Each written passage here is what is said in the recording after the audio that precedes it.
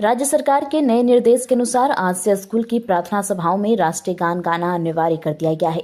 इस निर्देश के तहत शुक्रवार सुबह हुगली के अनुकूल चंद्र हाई स्कूल में दिन की शुरुआत राष्ट्रीय गान के साथ हुई। इसके बाद हमेशा की तरह राष्ट्रीय गान गाया गया। स्कूल के प्रधानाचार्य ने कहा कि कल रात शिक्षा विभाग ने एक आदेश जारी किया था कि राष्ट्रीय गान से पहले राष्ट्रीय गान गाया जाए। उसी निर्देश के अनुसार हमने आज प्रार्थना सभा में राष्ट्रीय गान के साथ दिन की शुरुआत की है। स्कूल के एक शिक्षक ने कहा कि कवि रविंद्रनाथ टैगोर का यह गीत बंगाल माटी बंगलार जल आज घर घर पहुंचाएंगे, यह पहल छात्रों में भी देशभक्ति और संस्कृति चेतना जताएगी। स्कूल के छात्रों में भी उत्साह का माहौल था। सभी ने एक स्वर में राष्ट्रीय गान गाकर सुबह को और जीवंत बना दिया।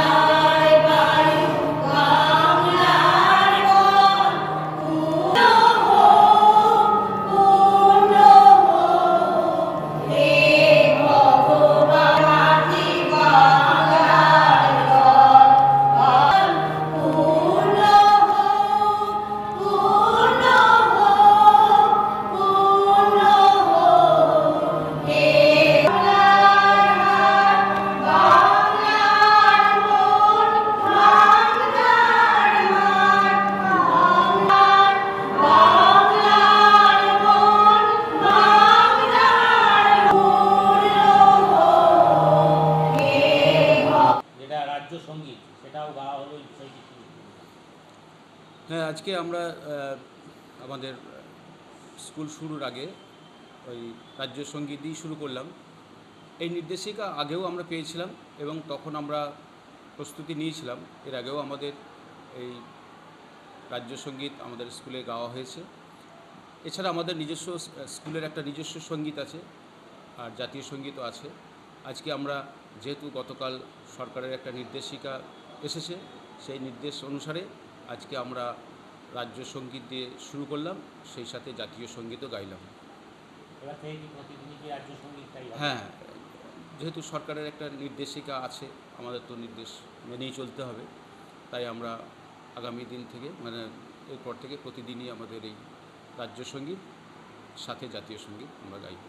গতকাল কোন দপ্তর থেকে আপনাদের নির্দেশ? এটা শিক্ষা দপ্তর থেকে জানানো হয়েছিল যে প্রত্যেকটা আপনার সরকারি পোষিত যে স্কুলগুলো, অনুমোদিত যে স্কুলগুলো, সেইগুলো প্রার্থনার সময় আর কি স্কুল শুরুর সময় শুরুটা রাজ্য সঙ্গীত দিয়ে শুরু করতে হবে।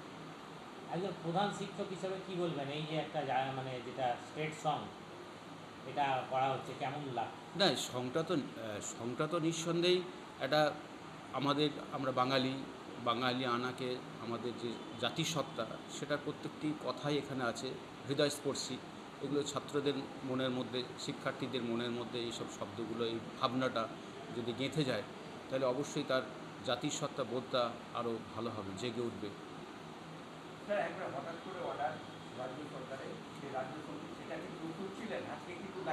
না, হঠাৎ করে না, এর আগেও একটা তো আমরা নির্দেশিকা দেখেছিলাম যে বিভিন্ন সরকারি অনুষ্ঠানগুলোর শুরুতেই আপনার রাজ্য সঙ্গীত গাইতে হবে। সেই অর্থে আমাদের কিছুটা প্রস্তুতি তো ছিলই, তখন আমরা কিছুটা শুরু করেছিলাম। হ্যাঁ, এই ধরনের গান অবশ্যই হয় আমাদের।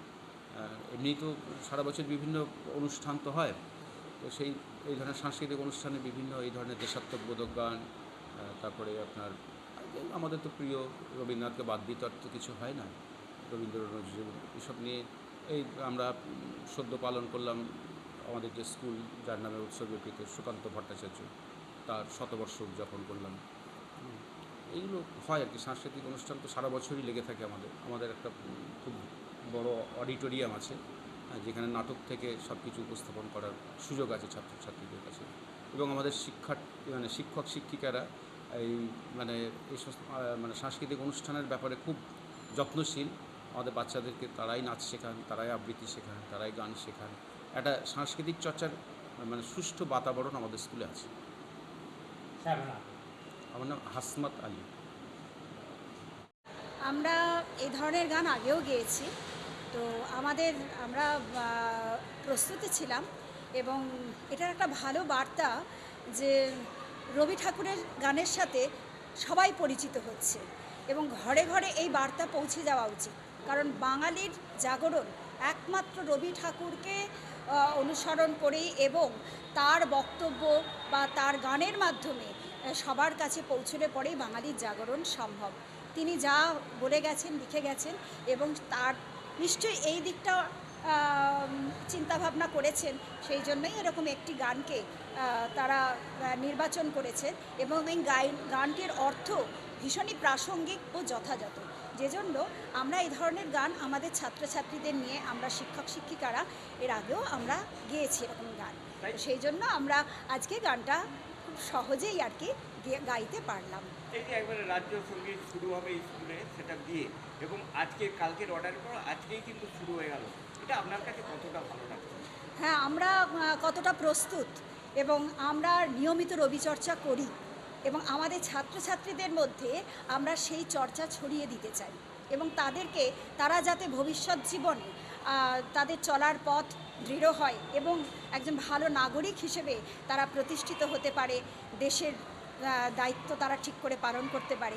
সেই জন্য রবি ঠাকুরের এই চর্চা, রবীন্দ্রসঙ্গীত বা তার প্রবন্ধ, গল্প, এগুলো আমরা সবসময় তাদেরকে বলি পাঠ করতে এবং সেখানে আরেকটা গান যেটা হয়তো আবশ্যিক হয়ে গেল, আমরা এখানে আমাদের প্রেয়ারেও আমরা রবি ঠাকুরের গান, অন্যান্য গানও করেছি, তার সাথে এটা আরেকটা সংযোজন হলো। হচ্ছে রাজ্য সঙ্গীত, জাতীয় সঙ্গীত দুটোই হচ্ছে এখন। আপনার নাম? আমার নাম সাথী দে দাস।